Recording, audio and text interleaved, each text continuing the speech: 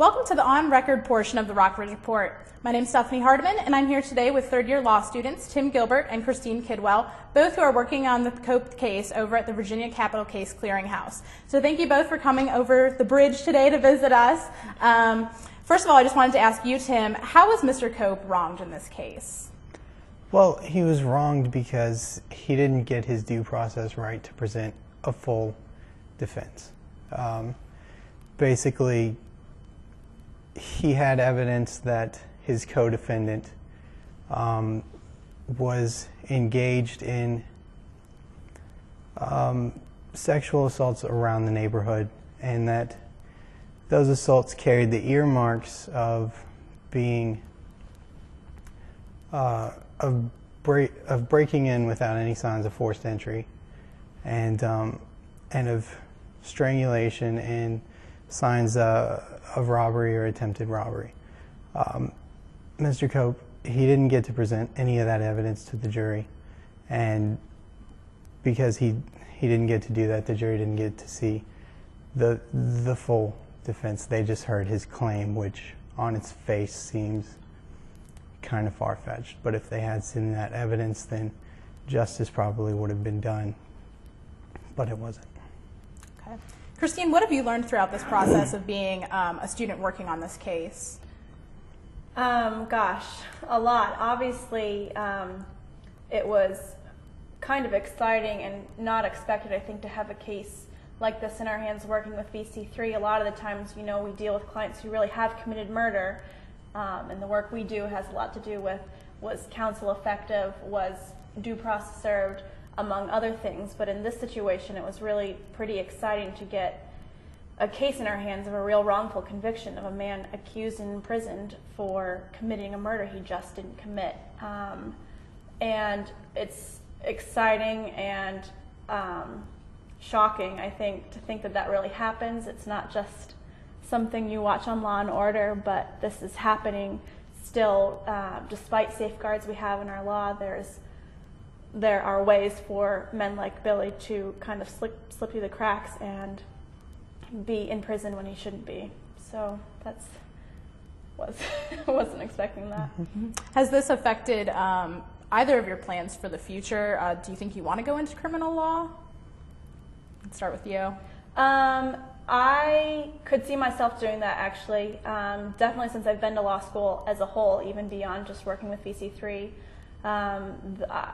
See the need for equipped and excited public defenders, I think, is something that our country and justice system is lacking. I think maybe Billy Wayne would be in a different situation if from the get-go there could have been maybe a little more support on the side of a public defender side. Tim, what about you?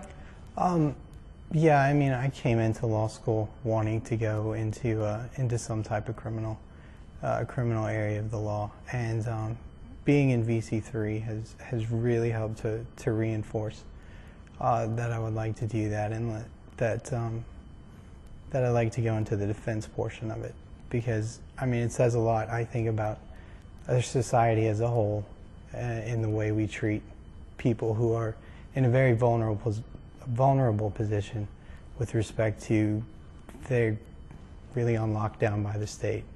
They don't have a lot of the rights that we all enjoy, and so they especially, I think, need protection, and that reflects on our society. Maybe we've already touched on this, but what stands out in this case for either of you from either a lawyer standpoint or as just a normal citizen? Well, what stands out, I think, is just, I mean, the fact that when you look at all the facts of this case, and I think we've provided you guys with all of them, when you look at all the facts of this case, just from a common sense perspective, it seems so patently ridiculous that Billy Cope would be convicted of a crime, and it's mainly because he was tried simultaneously with the person who actually did this. I don't think there's any real argument that had Mr. Cope been been found guilty before, and then this DNA evidence, for instance, came to light, he would have been exonerated and let off. But because he hadn't been to trial yet, they just mixed him in with Mr. Sanders, and I think to any objective observer who knows all of the facts, it's an injustice that really shouldn't have been. And if the jury had seen all the facts, I'm sure that their determination would have been different. Mm-hmm. Any final thoughts from you, Christine? I think just the idea that a wrongful conviction on a scale this grand really doesn't happen to just anyone, and that's, it can be frightening to think, gosh, can this just happen to anyone? Could it happen to me? Could I be accused of a murder I didn't commit? And in some sense, perhaps, but in another, it really is interesting to look at who Billy was and the family he had and the disarray his household was in, and kind of an inability and ineptness to take care of his own family and his children, and how that can play into being in just a heightened, vulnerable position should something like this happen.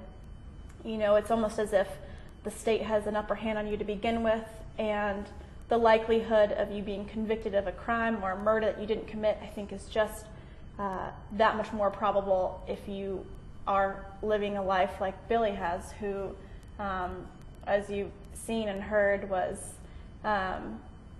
probably not the most attentive father, and the state of the house in terms of having it clean just didn't exist. And I think that's something that society can look at as a whole. How are we treating people based on their financial situation, based on a marriage they may have or not have, based on how they treat or don't treat their children? And I think that's kind of a bigger problem that could be looked at. Okay, well, thank you again, both of you, for coming here to speak with us today, and best of luck in continuing on with the case. Thank you. Thank you. All right, well, for the end of the Rockford Report, I'm Stephanie Hardiman here with Christine Kidwell and Tim Gilbert from the Virginia Capital Case Clearinghouse.